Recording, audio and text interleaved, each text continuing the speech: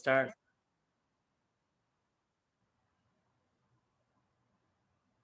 Okay, that's fine.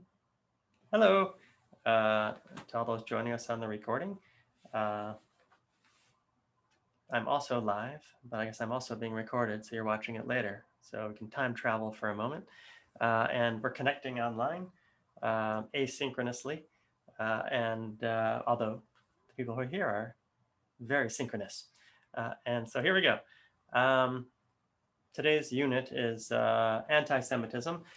The reason we're doing it now, I think for the last class, is because I've been avoiding it, which is, what I'm wont to do. And so I'd rather teach about something else, right? And that's been my predilection for a long time. I want to celebrate as a pastor and as a marketing salesman for the Jewish experience. Right, I want the experiences to be joyful, right? That's in my neshama. But I know, and we all know, that it can't be all about that, right? And so we embrace it when we can, and it's part of the Jewish experience. And right, when people join the Jewish people later in life, right? Many of us are born into the Jewish experience, and many of us join the Jewish experience later. And one of the things that the rabbis are sure to do is just make sure you know that you're joining a people who are persecuted, right? That we are people who are persecuted. I don't know why, I don't know how. Other people, Ken Levine is a scholar of anti-Semitism. I've been avoiding it my whole life. and so today we will get it in under the wire as I share my screen. Here we go.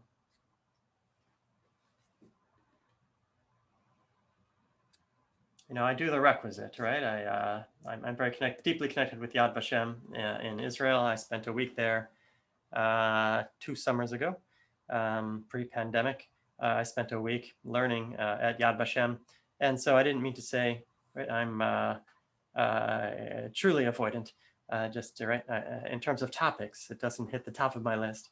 Out of the Darkness, stories from the Holocaust, the darkest chapter of Jewish history, a time of unimaginable suffering and sorrow. We'll examine the history, hear some testimony, right, and try to build a world in which it doesn't exist anymore.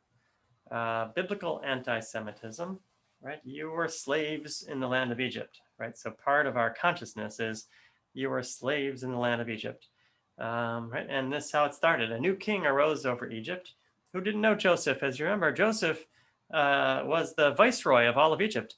He came up with the economic theory that in good times save for the bad times, right? It doesn't take that much, but apparently that wasn't a thing back then. And there was no saving for the bad times. And so he knew the good times were here. He knew they were temporary because of his prophetic dream. Right? And so he figured out this economic theory. Right? And but so he was doing quite well.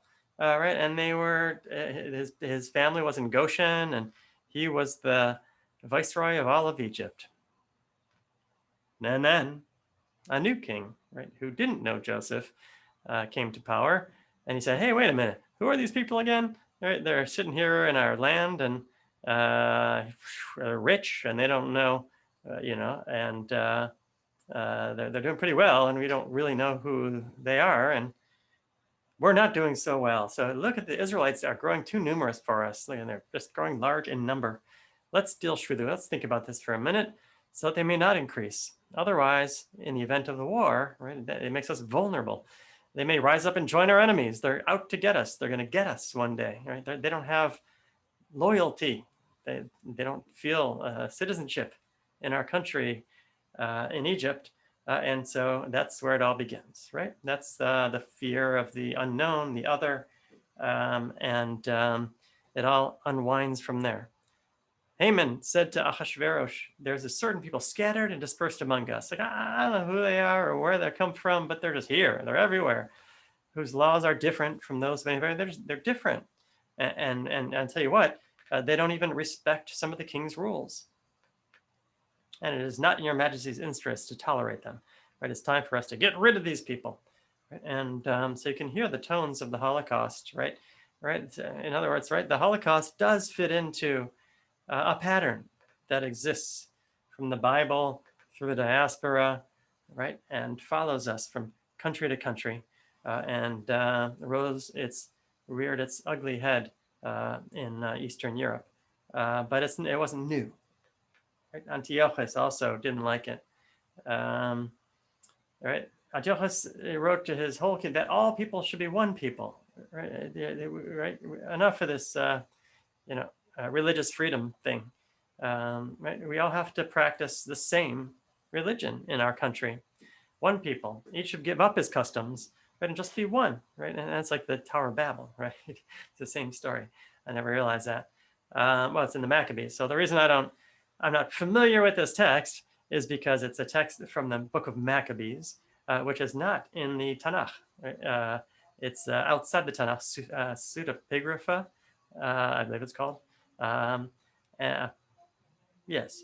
Uh, Either way, it's outside the canon of our Bible, but it's a book that's holy in some circles, but not our own. But it presents our history of Hanukkah, and here it is. And it surprised me to say that, right? It says, we don't need diversity. We just want to be one. We just want to be one. Let's all drop our tribal affiliations. Let's drop our different customs and just be one. Right, and that sounds actually a lot like the melting pot, right? When we first came to America, right? Let's all just blend in. Let's just be American. Enough with all this stuff, right? And but that's not the way God likes it, right? In this story of the Tower of Babel, back in Genesis, the story of the Tower of Babel teaches us that actually God does like diversity. Each tribe should have their own language, their own customs, and do their own dances, right? And have their own songs. And that tribe should have their own dances and their own songs. And that's a beautiful way to go. Like if there's only one flower, and like Kahana, Alav HaShalom, Moshe Kahana, who came out of the Holocaust, used to say, imagine if just we would all be one. It'd be like one color rose in a garden. A garden filled with one color species of roses. It'd be terrible. You want diversity, you want color, you want different kinds of approaches and perspectives. And the same is true with an orchestra, he said. How about you just an orchestra of oboes? How would that sound, right? You want to hear the different colors. Then it's in the tension that the beauty arises, right? And so Antiochus was anti that. He said, no, everyone has to be uniform. And we were fighting for, no, we want everyone to have their own rights, their own freedom to pray, to eat how they choose, right? So those are the themes among the common stories: fear and anxiety and Jews being different. And there's money there and finances and freedom, right? Here we go. Religious anti-Semitism. So not only is there just general anti-Semitism from the secular world, as actually, right, the nature by religious faith. Here we go. Let's just read it. Anti-Semitism changes significantly with the introduction of rival monotheistic faiths. Christianity sought to take up the mantle of biblical Judaism and rejected its parent religion through the doctrine of supersession, right? That the New Testament supersedes the Old Testament, right? Yeah, a beautiful way to look at it might be, it's like the brand, it's the core, the branch of a tree, which comes later on in Christian evolution, like, right, that maybe we all share a common tree trunk, a common root, right? And then we all sort of, they go this way and they go this way, but it's not what the early Christians, right? So we rejected the parent religion and rejectionists, and this supersedes, right, and takes over for it. Later, Islam claims that it was the inheritor of the biblical tradition and superseded all previous traditions from them. Judaism's refusal to acknowledge both Christian and Muslim claims of superiority led to ongoing persecution. Right? Judaism's refusal to acknowledge Christian superiority led to ongoing persecution. Christian and Muslim superiority. So in what from that form? They were relating to, right? There were actual debates. They held public debates which at the right, and the loser was put to death, right? And pogroms would break out just based on theological, philosophical conversations and winners and losers, right? This was a time of great tumult, not only in terms of just basic humanity and anti-Semitism from the general community, right? From just your average villager, right? But also through the religious doctrine. Jews living under Christian rule faced consistent persecution and the ever-present threat of expulsion or outbursts of violence, right? The image on the right is the most famous example of the motif, right? Sculptor. So either the synagogue is always looking downward and blindfolded. So here's the synagogue on the right and the church on the left, right? And the church is proud and tall and in charge, right? And the synagogue is rejected and downtrodden. In the Muslim world, Dihimi laws under the 7th century, Jews and Christians were placed under a special status of Dihimi, meaning a second-class citizen, but once protected from being killed, right? Unlike the infidel, who they could sort of kill without religious repercussion. The second-class citizen was prohibited to kill. Right? Various measures were taken against Dhimis, including special poll tax, requirements to wear identifying clothing, requirements they step off the curb if a Muslim was walking toward them. They're serious second-class citizens. However, generally, Jews fared better under Islam than under Christianity. While Jews were often persecuted in Muslim countries, they didn't face the same consistent level of violence and threat to their lives or property as in Christian Europe. Christian Europe was consistent, right? But Muslim countries went up and down. Then there's racial anti-Semitism, right? And so we're getting to racism here. Beginning in the 19th century, the idea of race became popular in Europe, strongly linked to modern biology and the idea of taxonomy, right? Which it was thought that there were higher and lower species. Darwin's theory of evolution, we're just getting used to that. And the scientists in Germany were pondering, if some races were more evolved than others, which was misunderstood by some to suggest that humans might be ranked from less evolved forms to more evolved forms. And that led to atrocities of the Holocaust.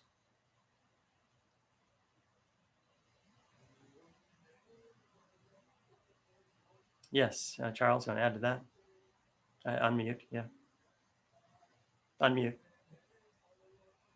Unmute, Charles, yeah. Can you hear me? Yes. Okay.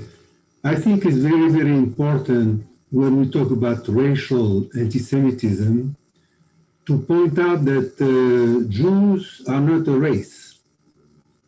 And so that was a bigger lie than what Goebbels was saying. Right. Say more about that. I agree, but say more about that. Yeah. Secondly, this development of a racial anti-Semitism had its origin in science and in the Western world.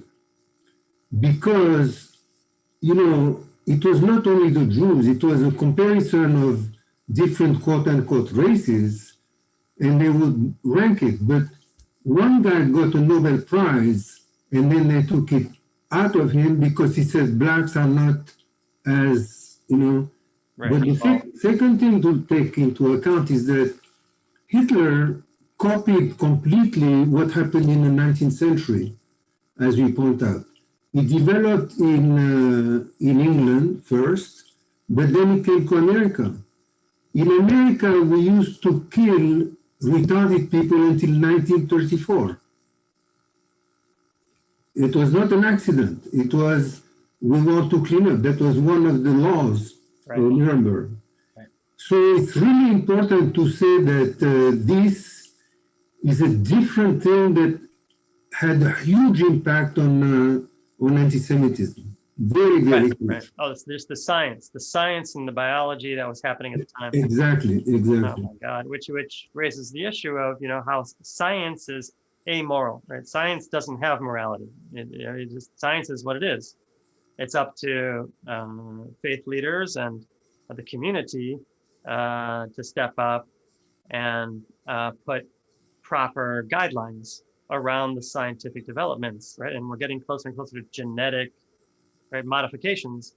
We're not that far away, and so the conversation is once again, I think, gonna come around. That's very interesting. Good, thank you, Charles. The general basic timeline of the Holocaust, 1933, Hitler becomes chancellor. May 1933, the book burnings begin. Nuremberg race laws, right? And so one of the amazing things about Yad Vashem is there's a living room, just set up like a living room that like the Jews were enjoying in Germany, bookshelves and desk chair. They're living really well in Germany, and then the guide there had us imagine. This is LA, this is Houston, this is wherever you are, right? This is a comfortable place. At what point during this timeline would you have said, okay, I'm out, cash in my house, I put my house on the market, I'm going to Israel, right? At what point would we do that, right? When a few laws get passed, right? When somebody that we don't trust gets elected as the leader, like when do we, what point would you say, okay, that's it, a house is going on the market, I'm going to Israel and live with someone else until I find a house, right? So we don't know, right? Deportation of other people begins.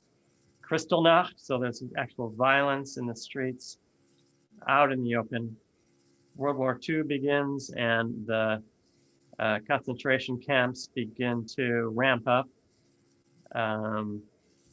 Right? Imagine, right, I just saw some of the last days on Netflix. There's a beautiful documentary called The Last Days. It's on Netflix right now, and it features a few different survivors talking about the camps. And one of the things they were musing about was someone had to draw up the plans. Like, these were smart people. Like, you know what Charles is saying. These are scientists. These are architects. These are builders. These are the brightest minds of a generation designing Auschwitz, right? To make, right, the gas and the chemistry that had to go into that, right, into the nerve gas. The efficiency was remarkable and ghoulish, right? Someone had to write it up, and that's what the survivors were pondering. Like, how did that happen? So that someone smart did this. Yeah. Yeah. Another important thing is about November 1938.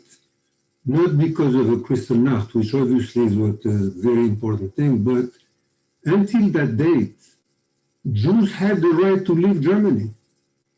But Right. they did not want to. They were not, but they had the right. Right, they could have left. Fair enough, the same year, there was a convention in Evian, and there were 37 countries, and nobody would take any Jew. Right. Because to get it into some other country, you needed a visa. And when was that? What year was that? 1938. Oh, 38, right. So until here, when Hitler became chancellor, they could have just gone. Right? Yeah. So only Costa Rica accepted some Jews, right. But no other countries. It was a huge conference in France, in Evian. So that's 1938. Well, I don't remember exactly if it's 1937 or 38. Right. But in Germany, the law was clear that Jews could leave. Now, it didn't mean that they could jump on a train and leave. Yes. Because they had to leave their money, their assets, their everything. Yeah. Right. But they could have survived, right? Right. Very interesting. Right. And on the other hand, right. So yes. So we wonder, like, right, how did that happen? Right. Yeah. On the other hand, right. Alice Kahana is one of the women survivors who's on this Netflix documentary. And the Kahanas were led this synagogue, led Bris Shalom for almost 2 decades. So they're very in the 70s and 80s, 60s, 70s, 80s. And she describes, right, on the trains, right, just getting off the train at Auschwitz, what that was like. And she just, they were told what to do. They couldn't, time didn't exist.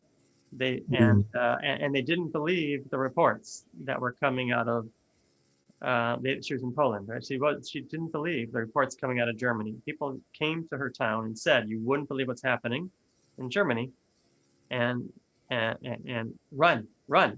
They said, and they thought they were crazy. Yeah. They thought they were crazy, and only when they were getting off the train at Auschwitz did she remember, oh yeah, there was a woman who came, 3 months ago and warned us. It was outside the possible reality. It was not a possibility that this could happen on Earth. So that's the other side of the coin. Like, there was no way to imagine it was true. Yeah. Yeah. I'm sure you know that Moshe Kahana, her husband, Yes. was, after the war, a member of Irgun. Yes. Yes. So amazing. Yeah. So remind me of that before we leave. We'll end there. Yeah. We'll end with, like, right, somehow this chaos and darkness, right, led to something brighter, right? And so, Baruch Hashem. All right. So there's the. Okay. So discussion questions. How and what did you learn growing up about anti-Semitism and the Holocaust? And we all experience different. From generationally, we experience this differently. And if your parents were involved in the Holocaust or not, we experience it this much differently. And then it impacts our reality now. Like, do we feel safe as a Jew, right? If we were inundated with stories of horror, we feel less safe than if we grew up like myself in a cozy Midwestern neighborhood where I ran around with my tzitzis on with my Christian neighbors and no one said anything.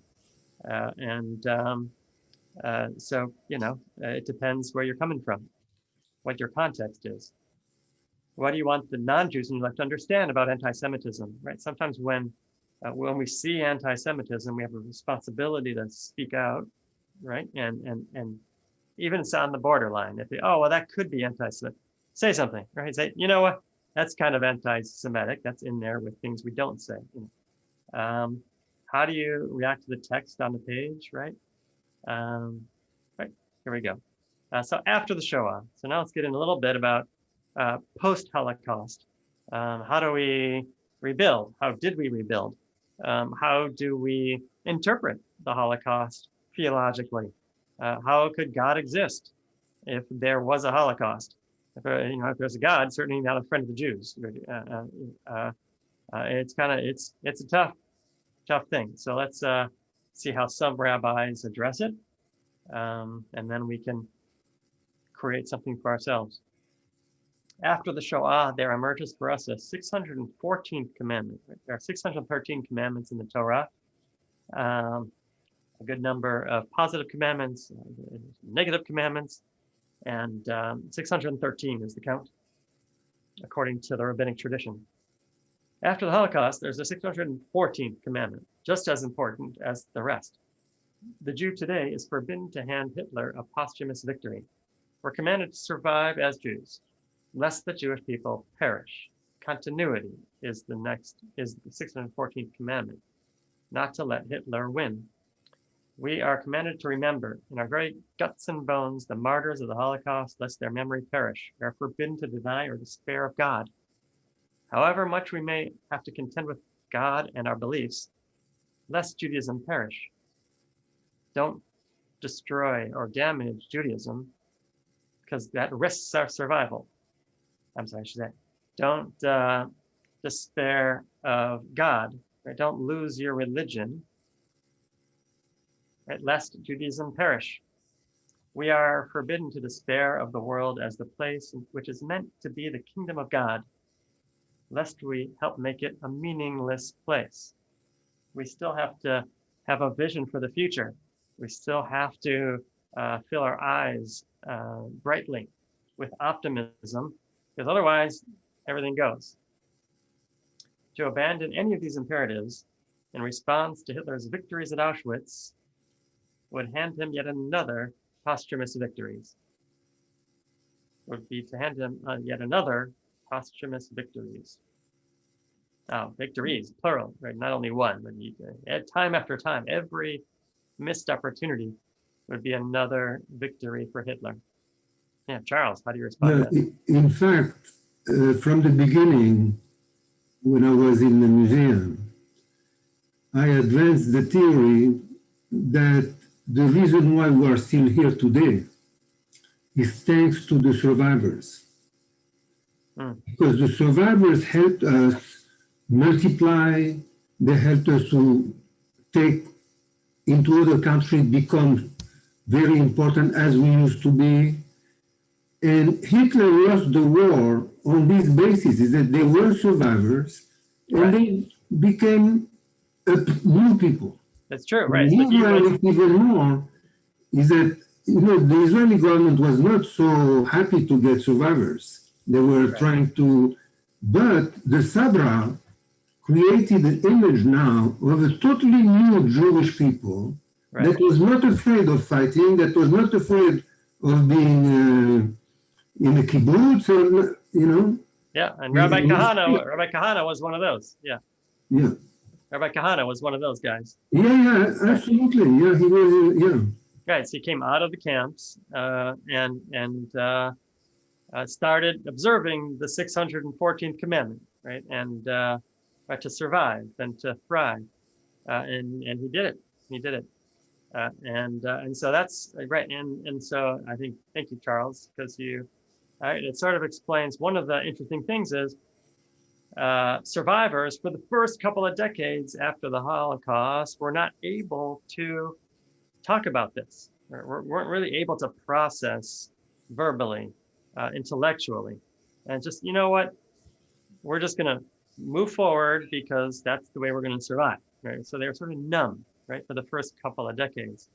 And it's only after that, right, in the 60s and 70s, and sort of mind-opening critical theories started developing that we heard other voices trying to make sense of it, right? And so you had people like Richard Rubinstein, professor, right, trying to make sense of the Holocaust, and taking on the mainstream very boldly and saying, you know what, we have to deal with the Holocaust, right? God, the idea of God being the God of the Jewish people who helps us and redeems us is dead. It's gone, right? So now what? Now we have to rebuild it. Now we have to focus on community. Now we have to focus on ritual. Now we have to focus on other things, on taking care of each other, right? But theology is dead, right? And that's how he felt, right? That's how it felt for a lot of people. They just shut down and said, no, this God can't exist if that happened. Not, at least not the way we think about God, right? And so it was hard, right? And so Yitz Greenberg and many others tried to help create a post-Holocaust theology, right? How do we think about God after the Holocaust? After Auschwitz, there are times when faith is overcome.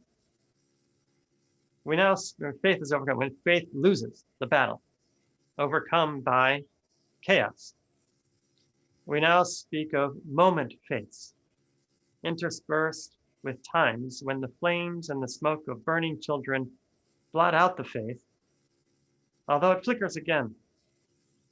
The difference between the skeptic and the believer is frequency of faith, not certitude of position.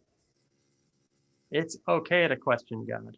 It's okay that the lights went out for a decade. Right? We need to rekindle those lights, because it goes on and off. Right, our relationship with God goes up and down.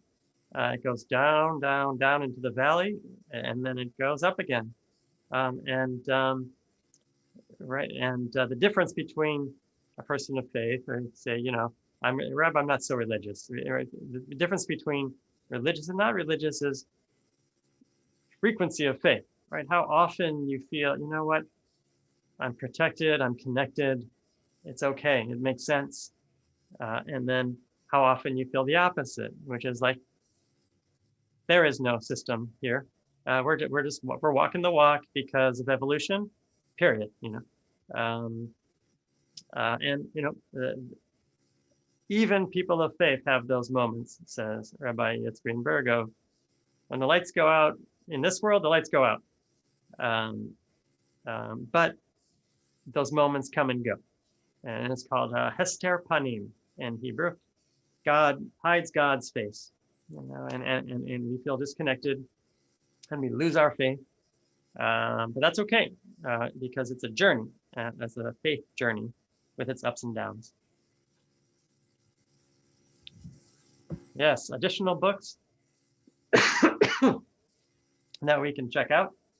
Elie Wiesel, another example of a survivor making sense of his world and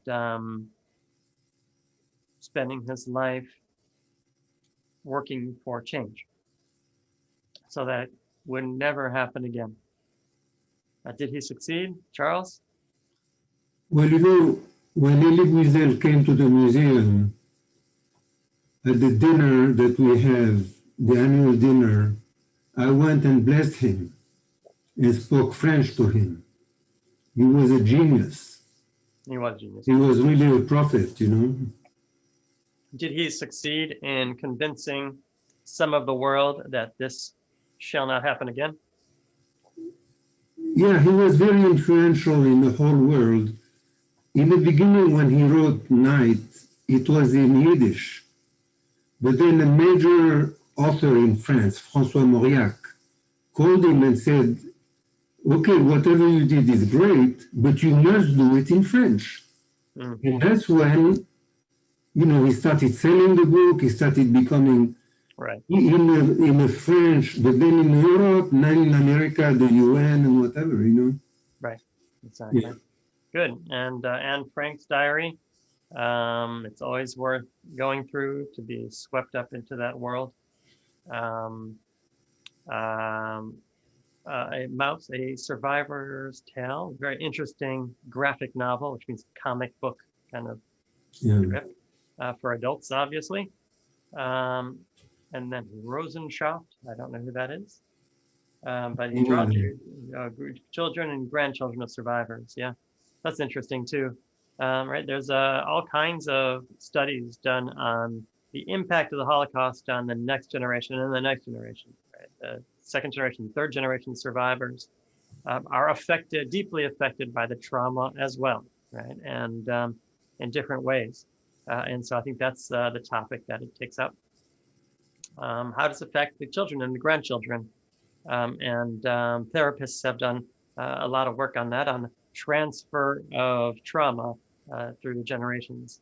And so it's an issue that we grapple with in the Jewish world as we try to traumatize ourselves, right? For example, like Pesach, right, is a night where you yourself went out of Egypt and, we were there, right? And so we want to put ourselves there. And we do often through the museums, right? All right, we put ourselves there graphically, and we try. And there are cars there and exhibits that you want to feel like we can empathize with them at a deep, deep, deep level, right? That's what the museums are there for, to both to educate ourselves intellectually, but also feel there's art at the museum so that we can feel the feelings that accompany the Holocaust, as well as learn the information. And that's important to us, okay, to feel those feelings, resulting in a day to commemorate the Holocaust, a Yom HaShoah, in order to take a day out of our lives to focus on Holocaust issues, to connect deeply with the tragedy, and honor the survivors. And so the Houston Holocaust Museum arranges that for us in Houston. And it's up to us to find other ways of getting proactive by remembering the Holocaust, in order to be more sensitive and create a brighter future and advocate for change for a brighter future, which means creating a world, an environment in which that doesn't make sense. Right? And so helping science understand, helping culture understand where the lines are, where ethics lie, where every human being is infinitely valuable. How much is a human being worth when you're making medical decisions, when you're making any kinds of decisions? What's the value of a human being? Infinite value, right? So in that model, slavery can't exist, and hate doesn't exist because there's nothing more precious than another human being. And so that's where we want to get to. And it's a pretty high bar. Yeah.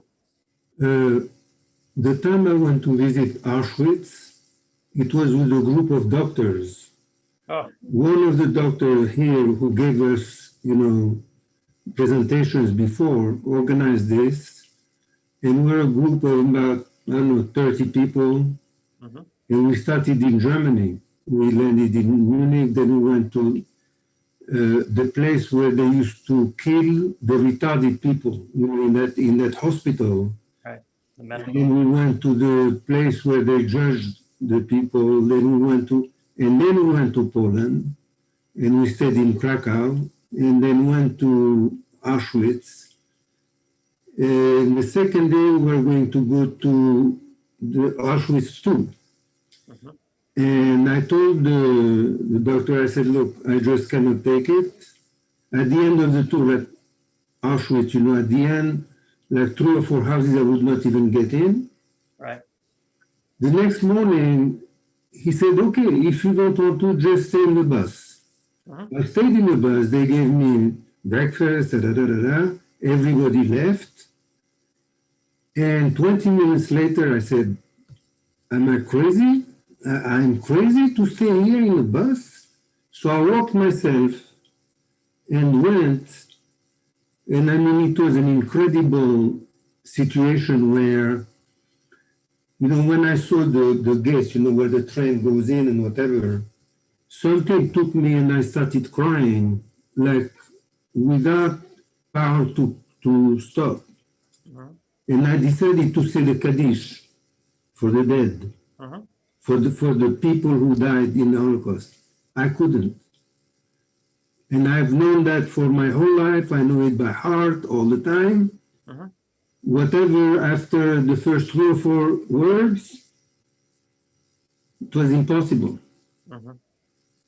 Anyway, this is the short story, Or your brain just fried? Yeah, then the night we had the meeting to everybody says what they felt and whatever. And I mean, I started screaming and crying. Dang, breakdown. I can relate. It was amazing. It was amazing. Oh my God. All right. So there you go. There's a personal account of the trauma of the Holocaust and its effect, right, on generations later, right? It's just such intensity and darkness. And so as we move from darkness to the light, yes, we'll take Rabbi Kahana with us. Yeah, so Rabbi Kahana came out of the darkness, and Alice Kahana came out of the barracks of Auschwitz, and married. They married each other. There are a lot of marriages post-Holocaust, especially in the DP camps. There were multiple weddings a day there at these camps. They have at the Yoma at the Holocaust Museum in Israel. Yad Vashem, they have a chuppah that was used, and they have pictures and stories that all day long, young couples would come and get married. There was a need for survival. There was a yearning for survival. There was a and they did, right? And so they married each other, and they right. And he served in the underground Yeah. resistance, right, against the Yeah, British. no, it was extreme, but he was amazing. You know, he Yeah, ended up becoming my friend. At yeah, the time, I was selling cars at the dealership, you know, and he came in one day to, you know, have him, and we became friends. beautiful. And so I called him Rabbi Moshe, like Moshe Rabbeinu. And I mean, it was incredible. This man was absolutely unbelievable. Yeah. Absolutely unbelievable. The richness, the power, this, the wisdom. Holy cow! Unbelievable. I didn't know you were so close to him. That's Oh, amazing. yeah, and to Alice, because she was in a museum and she exhibited in the beginning one big painting, Yes. and then she gave us several paintings. Yeah. And yeah, she was a docent, as a matter of fact. So we became also, so I'd go to her house, whatever. Oh, lovely. And the sons were very, very, the rabbis, they Yes. were very, very Yeah, I'm important, familiar with very, the family. I'm doing some yeah, work with them. So I'll contact you because we're going to do some work with the Kahanas this yeah. holidays and I think in the future. Yeah, So thank you. another thing I want to tell you is one year, about 4 or 5 years ago, I was invited by Yad Vashem to attend Yom HaShoah the night before. You know, like the morning, that's when they start and whatever. The night before, there was everybody, the president, the prime minister, and you know, Tzahal. There were 1,000 people.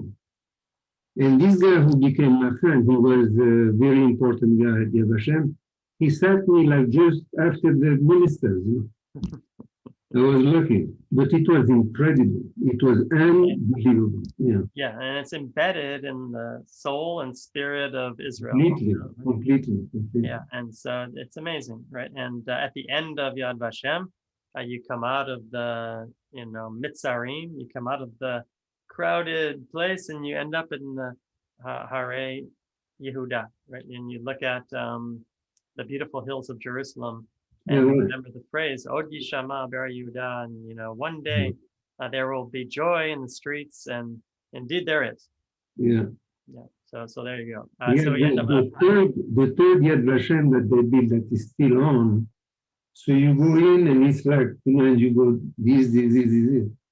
At the end, when I came out and the sun was bright and whatever, I started crying of happiness. yes. This is life. We are still here. Am Yisrael Chai. Am Israel High. Amen. All right. Yeah. So yes, our final class we'll move into the mission that's to heal the world, right? Out of the darkness and into the light. And we have a mission to heal the world, right? To the Takain Olam, to build the world in the image of God. And so here we go. Let's see what some of the core concepts, right, of does Judaism have an essential teaching, right? And so there's a big scholarship debate in Jewish circles.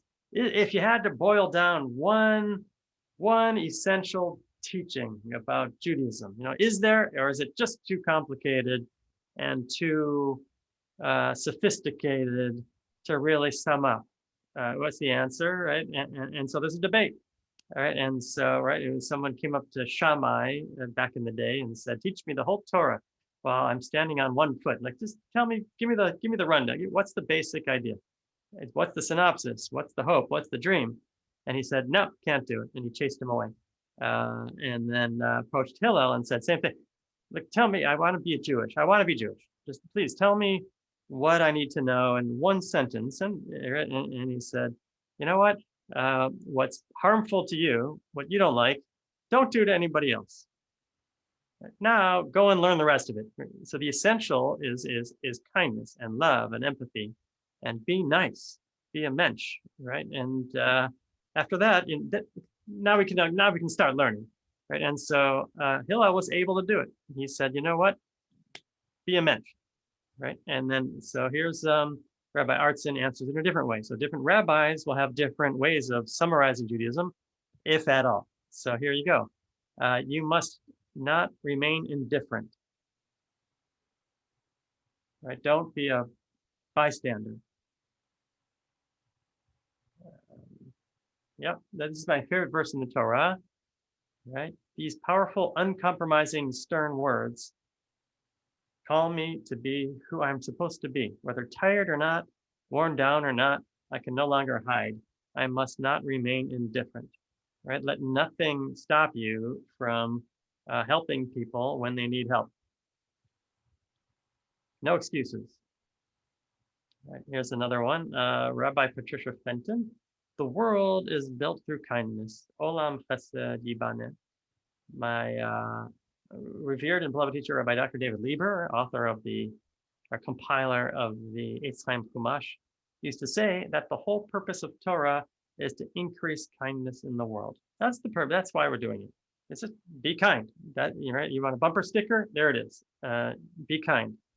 Right. So people can do it and embrace it.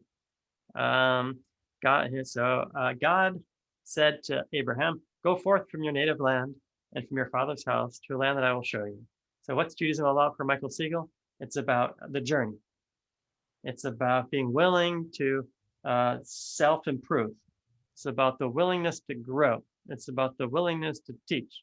It's about the willingness to get outside of your comfort zone and understand that there's more out there than you think there is.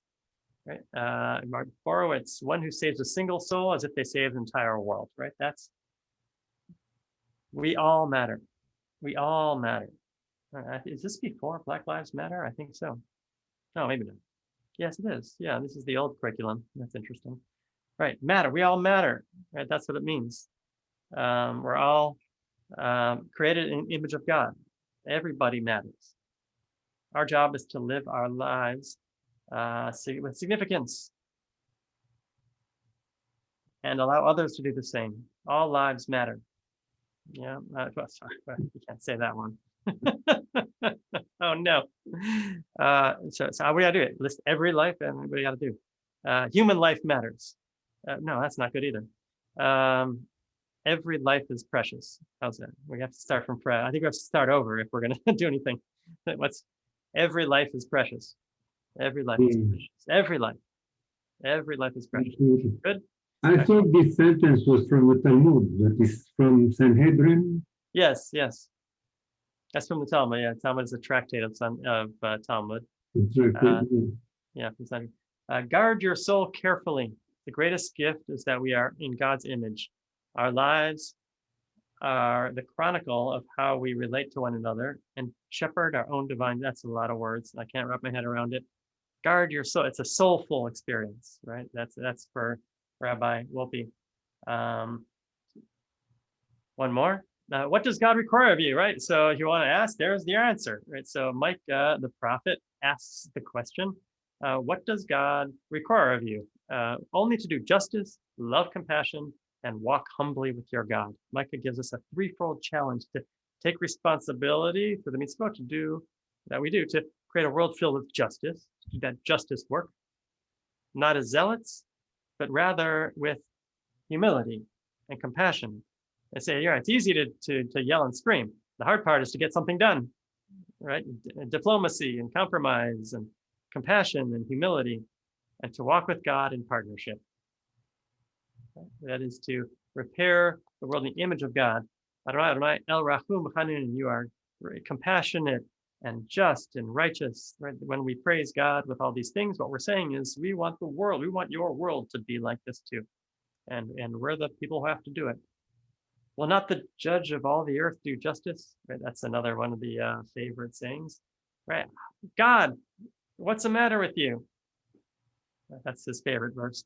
Right? The ability to question God, the ability to be a critic, the ability to get angry at something is what it means to be Jewish. An angel of God appeared to Moses in a blazing fire out of a bush. The moment at the burning bush is Rabbi Noah Kushner's favorite one.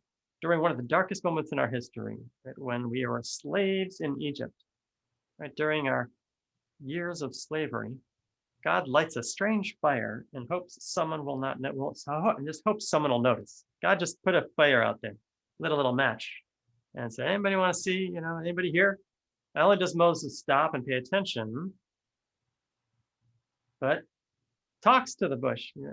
Why doesn't the bush burn up? What's happening? Is someone there? Hello? In that moment, one person has demonstrated capacity to see the reality. As someone who can really see something. And why are things this way? Is only a small step away from, does it have to be this way? Might there be another way? And with that, our story begins. So Moses, the story of the Jewish people begins when Moses notices something out of place. There you go. That's beautiful. Yeah, Rabbi Noah Kushner. Yeah. Yeah, I think that there is an extreme relationship between Pesach and the Holocaust. Oh, yeah.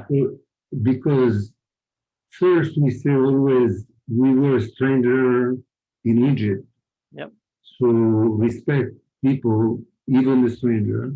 But the second very important message is the idea of liberty from slavery to become free. Right. And in Israel, we are free for the first time in 2,000 years. Literally free. Yeah. Amazing. Yeah. Amazing. All right, good. And then the other core principle that rabbis focus on and Jews verse is tzedakah is another one of our frameworks, which is righteous giving, right? That we have a responsibility to create a just world. And so for people who get a bad break, right, we need to make sure that we support them, right? And if a needy person among you, so here's the mitzvah from the Torah, if someone opens their hand, don't harden your heart. That's what it is, right? And whenever I pass somebody, I always remember this verse. Whether I give or not is another question, right? Sometimes the question is, do you give people on the street? The mayor doesn't want us to do that. The police don't want us to do that. They want us to give to shelters so that they can do their work and get them into it. So there's a debate of what's really helpful. But when it comes down to it, this is the commandment that resonates for me. Don't let your heart harden. Sorry, don't let it be like, forget it. Don't let your heart harden. Right? Feel the compassion, and then do something about it. Either give or give somewhere else, right, to support them. But don't let your heart harden. You have to give in some way. You figure out the best way, but you have to give. You can't not give. See that? So if there's a needy person among you, one of your kin in any of your settlements in the land that your God has given you, it's talking about specifically Israel, extrapolating out. Do not harden your heart or shut your hand against your needy fellow. Rather, you must open your hand and lend him sufficient for whatever he lacks. Give readily and have no regrets. When you do so, for in return, give readily and have no regrets when you do so. For in return, God will bless you in all your endeavors. Believe me, says God, good things will happen. Right? If you're nice to people around you, good things are going to happen. You know what? I believe it. Right? So even these days, whether it be the hand of God or karma or favors coming back at you or just doing the right thing, I believe putting out good energy works. For there will be never cease to be needed. There's always going to be someone in need, and you always have to give. That's just what it is. So have your heart be open. So really, when you're giving, it ought to be a spiritual opening. It ought to be an opening of compassion. Like, here you go, boom, and you keep your heart open, right? And so that's the way that the Rambam and Maimonides is kind of prioritizing our giving, from the most humble, right, to other kinds of giving, which are beautiful. Tselem Elohim, right? We are made in the image of God, and there's a lot to be said about that. You heard a lot of rabbis focus on that as the core principle, that people are holy, and we are made in the image of God. And so Tikkun Olam is the other principle that we heard referred to, that our mission is to repair the world. When we see something broken, Judaism tells us to fix it. Get up and be proactive, look out for brokenness, and respond to it. And that's the Jewish way of Tikkun Olam. And there's two basic jobs of fixing we have to do. The rabbis And I'd like to focus on the Tikkun Olam, has kind of hit the mainstream, both contemporary and in our history. But there's another kind of tikkun, which is called tikkun kli, repairing the vessel, which is repairing ourselves, right? So yes, yeah, we have to repair the world, and we have to repair ourselves, right? And we're called upon to do so at the same time, right? So as we give, right, let's also with kavana, right, with spirit, which means that we're also repairing ourselves and helping heal some of those broken places in ourselves as we're repairing the world.